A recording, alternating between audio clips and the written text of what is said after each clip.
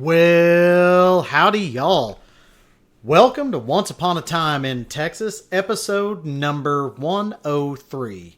I'm your host, Michael Mitchell.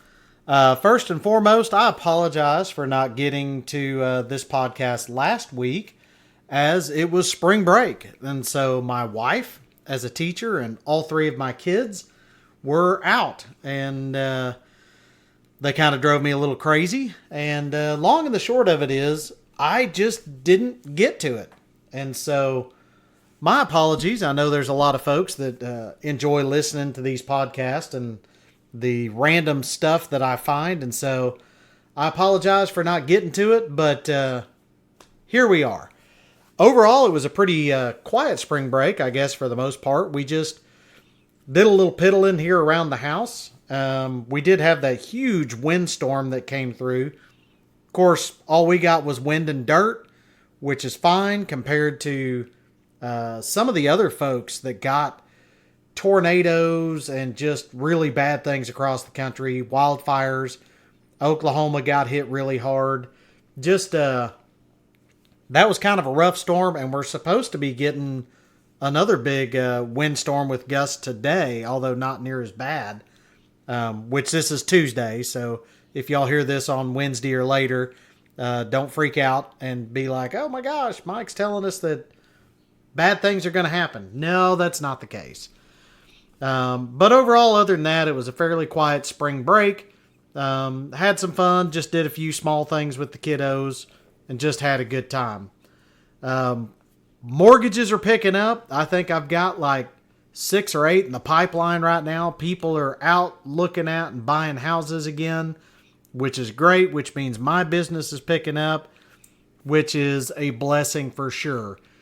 The final thing, although her birthday is officially not until tomorrow, but daughter number 2, Shanna, turns 16 tomorrow on March 19th. And but we did have her birthday party last Saturday where her and some friends got together and did some stuff. So overall, it was a great week. Thoroughly enjoyed myself, and definitely glad everybody's back at school. So yeah, overall, the week was a pretty good week, pretty quiet, but we had a good time. And as of tomorrow, I'll still have 2 teenage daughters and an almost teenage son. That's just a real treat. Anyway, did you know that there was a Texas Navy? Or at least there used to be. Well, technically there were 3. There was the Texian Navy, which was, they called us Texians back when Texas was still part of Mexico. Then the 2nd Texas Navy and the 3rd Texas Navy. Well, sort of the 3rd Texas Navy. We'll talk about that. Also, did you know that there was a Texas Navy ship that was lost at sea and no one has ever found it or know what happened to it? It's just gone. So we're going to jump into those today. But before we do, I'd like to thank our sponsors as always. Me and Victory Home Loans. I know there's tons of people moving to and in Texas and Oklahoma. And I know a lot of y'all do too. So if you know somebody looking to buy a house, refinance a house, I mean, rates are coming down. And so if somebody bought while the rates were high, now's the time to refinance. Or even know some older folks that are kind of struggling with bills and stuff like that, but own their home. Reverse mortgages are not as bad as they used to be. They kind of get a bad rap. I can do all that stuff. I can even do construction loans and land. We've got a couple of lenders now that can do land. Mobile homes, twice moved mobile homes. Actually working on one of those right now for some clients in Oklahoma. So anyway, long and the short of it is we've just added 2 more lenders, I believe. So I think we're up to 39 lenders that we can shop. So basically, we go out shopping, find you the best deal and the best product to fit whatever needs you have. But then, of course, we do all the normal conventional USDA, FHA, VA loans. We do all that kind of stuff. But if you have a weird situation too, we can do that. So anyway, if you know someone moving to or in Texas or Oklahoma, send them my way. Because as a broker, I work faster, cheaper, and easier than going to the big box banks. So send them over to themichaelmitchell.com, THE-michaelmitchell.com. Let me help them out. Remember, when you work with me in Victory Home Loans, we sell dreams, not mortgages. So where did this week's idea come from? Well, I'm currently reading a book by a guy named E.R. Bills. I didn't make that up. It says it right there on the front. The initials E.R. and then his last name's Bills. So E.R. Bills, and the book is called Texas Oblivion. And it talks a little bit about the Texas Navy, and I thought, well, hell, I didn't know much about that. So the Texas Navy descended from the Texian Navy, which was established by the Consultation of the Republic of Texas on 25 November 1835 to aid the fight for independence from the Centralist Republic of Mexico in the Texas Revolution. It consisted of 4 schooners: the Liberty, the Independence, the Invincible, and the Brutus. Liberty was sold in June 1836. Independence was captured during the Battle of the Brazos River in April of 1837. And the Invincible and Brutus were run aground at the Battle of Galveston Harbor in August 1837. So obviously, with that being said, the original Texian Navy did not fare so well, because it was put together in late 1835, and by early 1837, they were all gone. So, I'm sorry, summer 1837.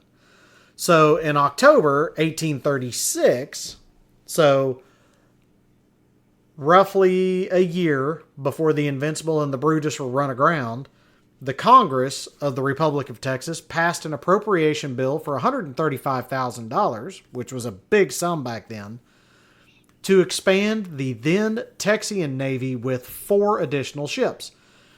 The bill was signed by President Sam Houston, but no action was ever taken. I did not get into why no action was taken. But following the losses of the Invincible and the Brutus at the Battle of Galveston Harbor, another bill was passed on 4 November 1837 for $280,000 to procure 6 ships. Samuel M. Williams was appointed commissioner of their development and awarded the contract by Frederick Dawson of Baltimore in November 1838. Williams also acquired the steam packet Charleston that November. It was renamed Zavala in honor of Lorenzo de Zavala, fitted out and recommissioned on 23 March 1839, officially establishing the Texas Navy. So it took 2 years to get it done, but we had a guy working on it, and the first thing he does is go out and buy a steamship, which is pretty cool. The Texas Navy was commanded by Commodore Edwin Moore, a lieutenant from the United States Navy. For 3 years, the Texas Navy raided the Mexican coast and kept the Mexican fleet focused on defending its own coastline. But did they really fight, or did the Texas Navy really fight any other battles? Well, there was one called the Battle of Campeche on 16 May 1843. The Texas Navy sloop of war Austin, and we're going to talk some more about some more of these ships, but it was a sloop of war Austin and brig Wharton, supported by ships from the rebellious Mexican state of Yucatan, then the Republic of Yucatan, engaged Mexican naval vessels, including the steamships Montezuma and Guadalupe. The battle is believed to be unique, marking the only occasion in which a sailing warship ever engaged and fought a steam-powered warship to a draw. The battle, which raged over several days, was a tactical draw, but a strategic victory for the Texan Navy, which forced the Mexicans to lift their blockade of Campeche and assured security in the meantime for the rebels in Yucatan. Other ships of the Texas Navy at the time included the brigs Potomac and Archer, The schooners San Jacinto, San Antonio, which we'll talk about later, and San Bernard, and the Zavala, the first steamship of war in North America.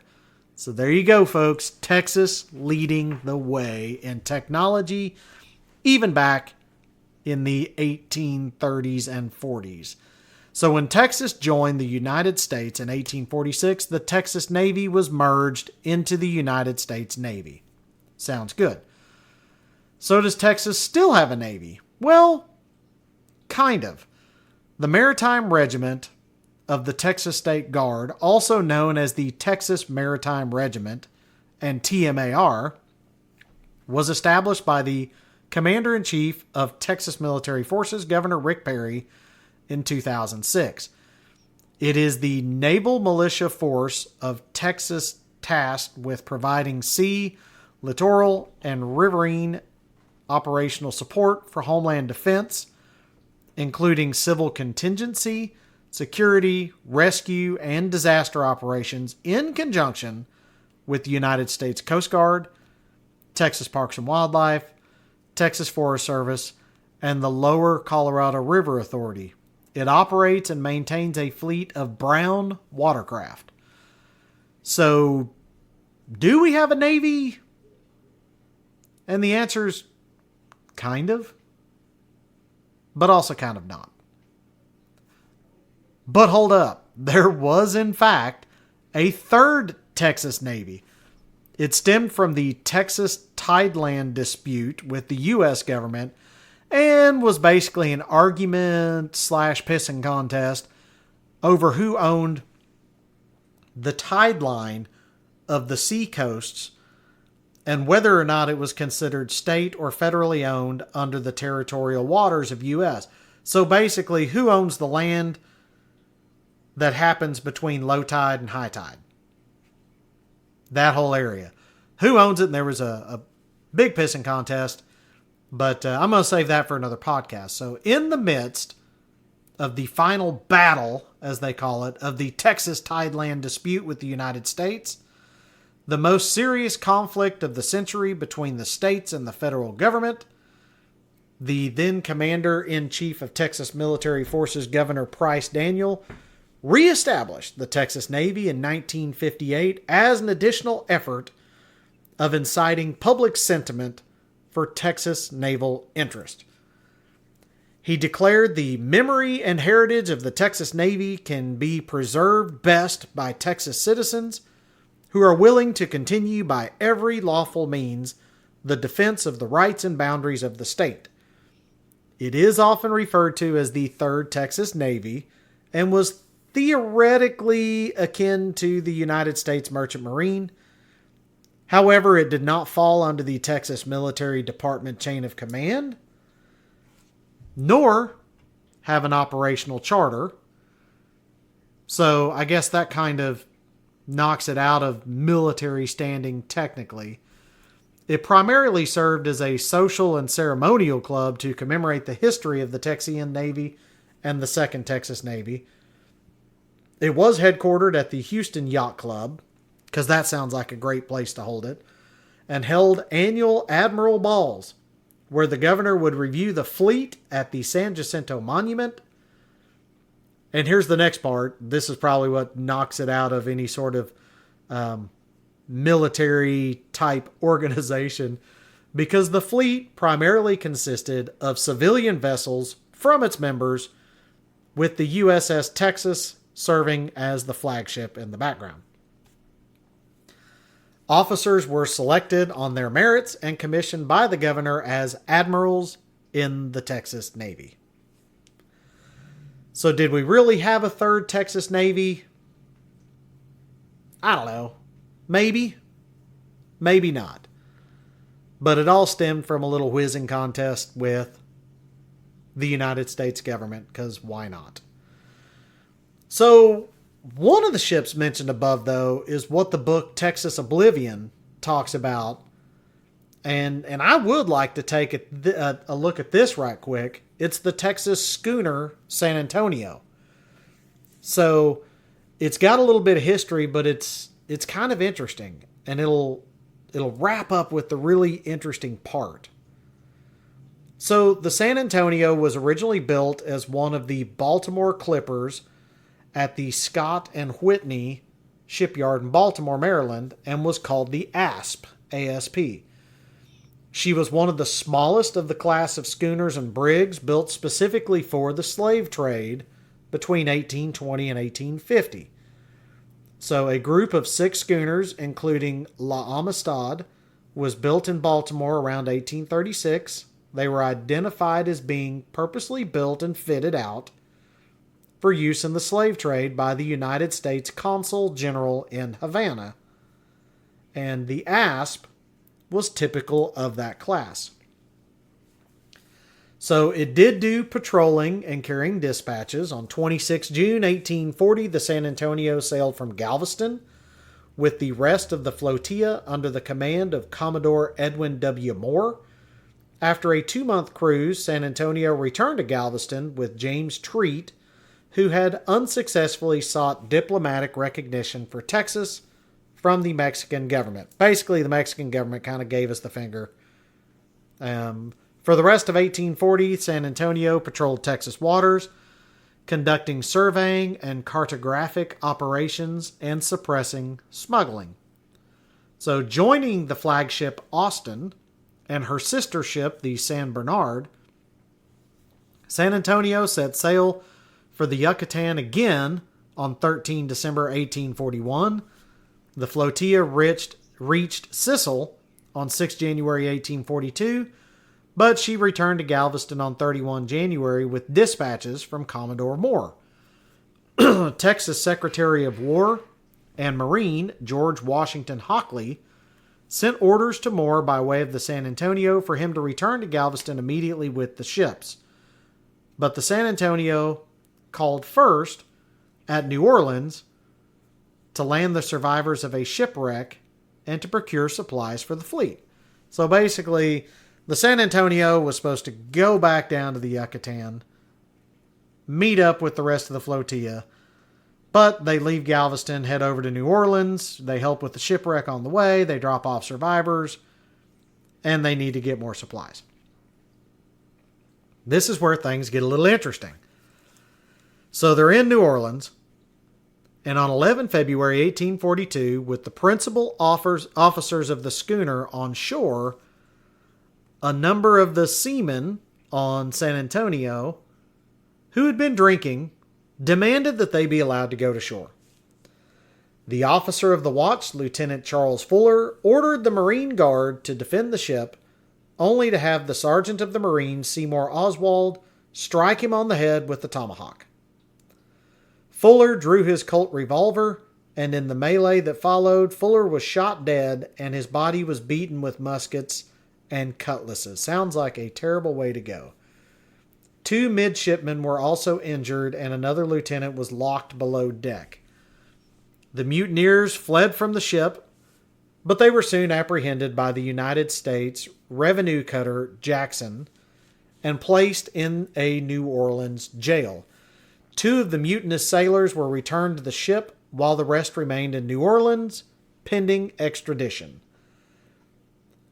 So we're going to take a pause there. So from New Orleans, apparently the San Antonio gets his act all together, and it sails for the Cayos Arcas, where the San Jacinto had wrecked, which was another sister ship, and from there on down to Sicily. Commodore Moore dispatched her to pick up Thomas S. Lubbock, a survivor of President Mirabeau B. Lamar's Santa Fe expedition, who had escaped his captors and made his way to Yucatan.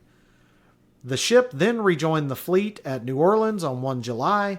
Moore dispatched the schooner San Antonio to Yucatan about 1 October 1842 by way of Galveston and then Matagorda to attempt to raise funds for the fast-failing Texas fleet. She never reached Campeche, however, and was considered lost at sea and has never been found. It sailed all over the Gulf of Mexico at the time, now the Gulf of America. It sailed all over, did all kinds of things. It gets sent out to go back down to the Yucatan, and boom, disappears, falls off the face of the earth. No record, no anything. And to this day,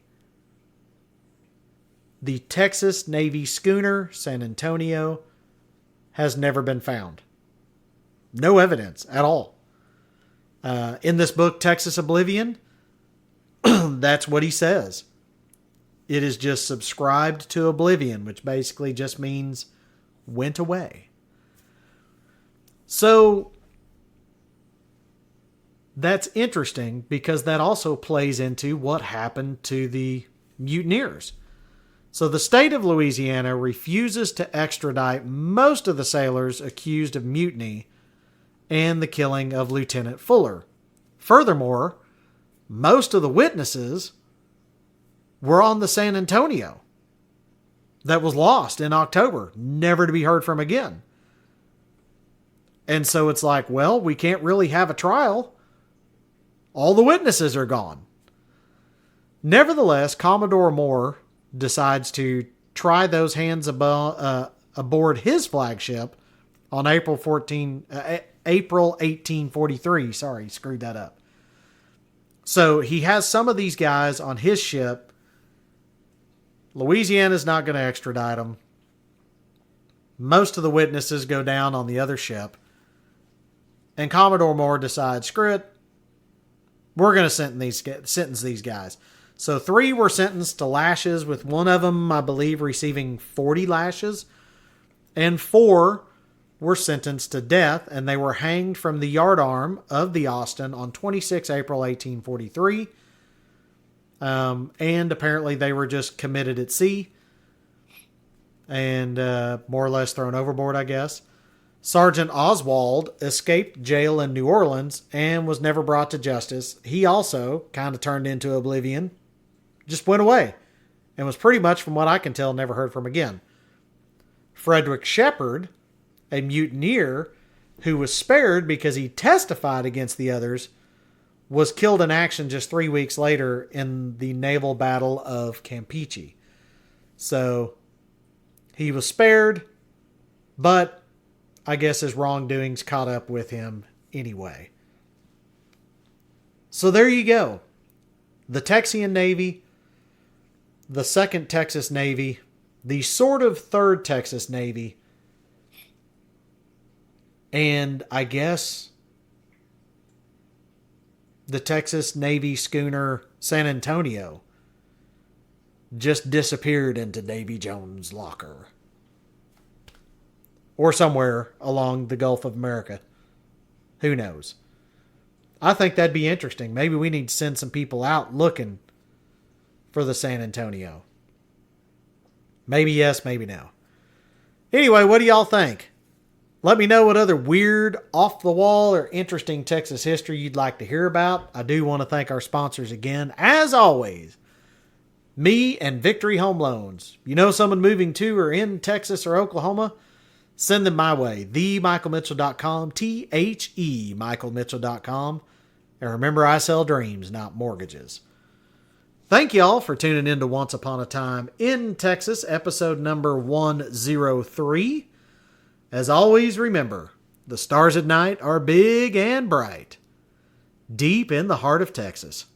Y'all have a great week.